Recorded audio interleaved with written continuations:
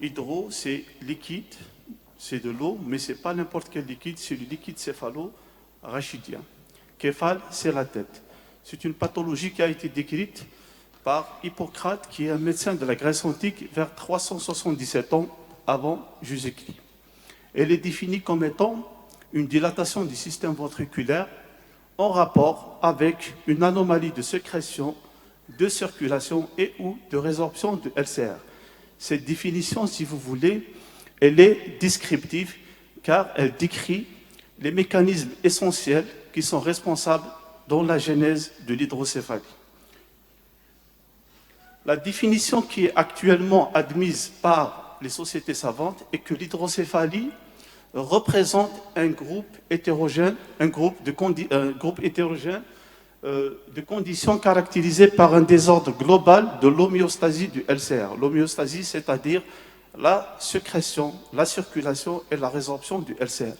Elle s'accompagne d'une dilatation ventriculaire, c'est-à-dire une ventriculomégalie, et aussi d'une élévation de la pression intracrânienne. Il existe plusieurs modes évolutifs de l'hydrocéphalie. Quand l'hydrocéphalie est stabilisée, donc elle nécessite les mesures de surveillance clinique et scanographique. Quand elle est évolutive, l'indication opératoire elle est posée, donc il faut aller drainer cet excès du LCR.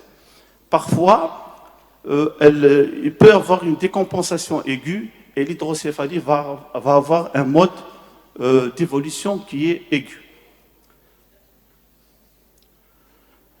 Ces différentes pathologies sont des urgences neurochirurgicales qu'il faut prendre en charge de façon rapide et adéquate car elles mettent en jeu le pronostic vital en jeu. Et toutes ces pathologies peuvent également compliquer d'une hydrocéphalie aiguë.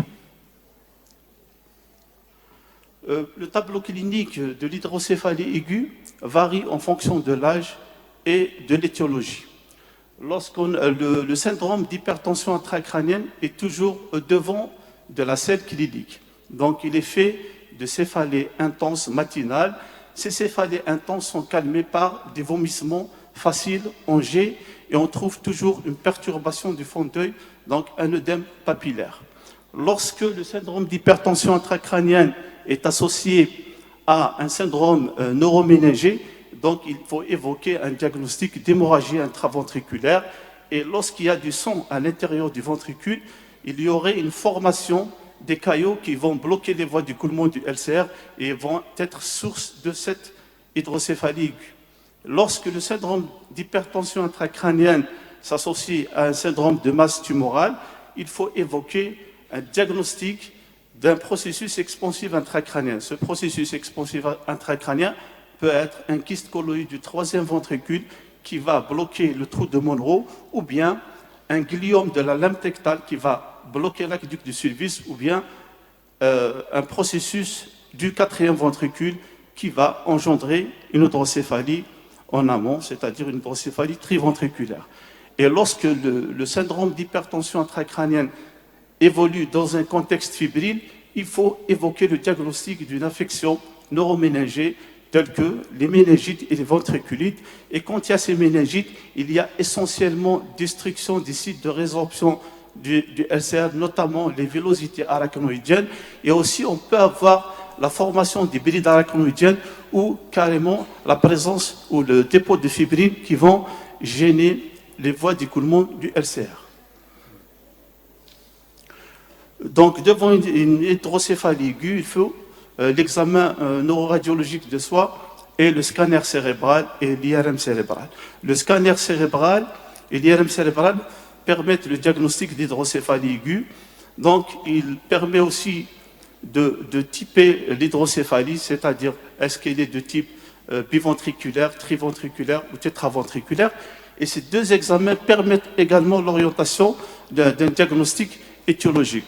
Elle permet aussi de confirmer le caractère actif de l'hydrocéphalie en objectivant l'hypodensité périventriculaire qui est la résorption transépondymère, l'effacement des sillons corticaux et aussi la dilatation importante du système ventriculaire.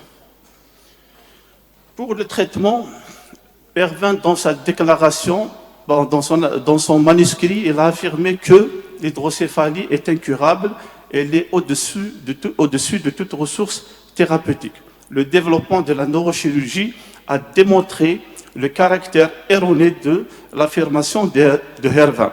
Et depuis, plusieurs techniques chirurgicales de gestion du liquide céphalorachidien ont vu le jour.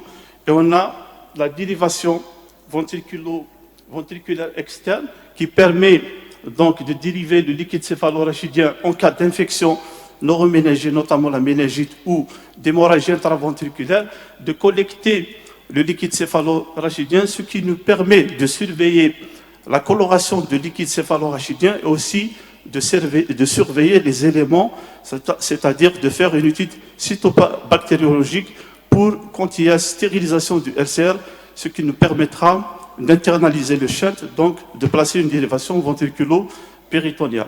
On a la deuxième technique par voie endoscopique, c'est la ventriculocysternostomie qui permet, à l'aide d'un endoscope, de réaliser une stomie, une perforation au niveau du plancher du troisième ventricule, ce qui permet de communiquer le troisième ventricule avec la citerne interpédonculaire, donc ce qui va entraîner le rétablissement naturel du voie d'écoulement du LCR. On a la troisième technique, c'est la dérivation ventriculo-péritoniale, c'est la dérivation du liquide céphalorachidien des ventricules vers le péritoine, ce qui permet la résorption du LCR, puis le LCR va rejoindre la circulation générale. Vous savez que le système ventriculaire il est profondément situé à l'intérieur du cerveau. Donc voici un schéma qui illustre les différents points d'accès au ventricule. Voici des schémas, des images scanographiques qui illustrent une hydrocéphalie aiguë avant, après le drainage par dérivation ventriculo-péritoniale. On a une dilatation importante du système ventriculaire avec effacement des sillons corticaux et une résorption transépondymère lors de l'hydrocéphalie aiguë, avant le drainage. Après le drainage, on a la dérivation ventriculo-péritoniale, le liquide ventriculaire en place au niveau de la corne occipitale du ventricule d'Arrois. Et le ventricule, ils ont repris leur volume normal. Donc voici l'image scanographique d'une hydrocéphalie post-hémorragie méningée, avec inondation ventriculaire, donc avant la dérivation, et là, après la mise en place d'une dérivation ventriculaire externe, vous voyez ce point, il correspond au cathéter ventriculaire, donc au niveau de la cône frontale gauche. Vous voyez ici la dilatation ventriculaire. Ici, on a donc un volume qui est pratiquement normal. Ici, vous avez donc toujours hydrocéphalie avec inondation ventriculaire, notamment le troisième ventricule qui est complètement rempli par, occupé par du sang. Donc, avant la dérivation ventriculo-péritoniale, ici, on voit le cathéter, il est là, donc, de dérivation ventriculo-péritoniale, et les ventricules ont repris pratiquement un volume normal. Ici, c'est une hydrocéphalie aiguë sur un processus expansif intracrânien. C'est un processus de la fosse cérébrale postérieure du quatrième ventricule qui a entraîné une hydrocéphalie triventriculaire avec dilatation du système ventriculaire en amont. Donc, vous voyez ici les ventricules dilatés chez un enfant. Donc là, vous voyez le cathéter de dérivation, une IRM qui montre donc le cathéter de dérivation en place avec des volumes de ventricules qui est tout à fait normal. Donc, permettez-moi de vous proposer donc l'arbre décisionnel en cas d'hydrocéphalie aiguë. En cas d'hydrocéphalie aiguë, donc l'examen neuroradiologique de choix, c'est le scanner cérébral dans une structure qui dispose d'une IRM cérébrale. Donc, on peut réaliser aussi une IRM cérébrale en urgence sans injection de produits de contraste. Donc, quand on a le diagnostic d'hydrocéphalie tétraventriculaire ou hydrocéphalie triventriculaire sur sténose de l'aqueduc est retenu, on réalise une ventriculocysternostomie dans les centres où on dispose un neuroendoscope. À défaut de neuroendoscope, on réalise une dérivation ventriculo-péritoniale en urgence. Lorsque le diagnostic d'un processus expansif intracrânien est retenu, notamment lors des kystes collus du troisième ventricule, on réalise une ventriculocysternostomie avec exérèse du kyste, donc ce qui permet donc une guérison parce que c'est une lésion bénigne. Ça nous permet donc de faire lorsqu'on réalise une exérèse totale, ça permet le rétablissement des voies d'écoulement du LCR. Et donc, en cas de tumeur de la région pinéale, on peut réaliser une ventriculocysternostomie avec biopsie, même en cas de tumeur de la fosse cérébrale postérieure. Lorsqu'on est dans un centre où on ne dispose pas d'un neuroendoscope, on est obligé de placer une dérivation ventriculo-péritoniale en urgence. Mais en cas d'hémorragie ventriculaire ou de méningite, on place en urgence une dérivation ventriculaire externe.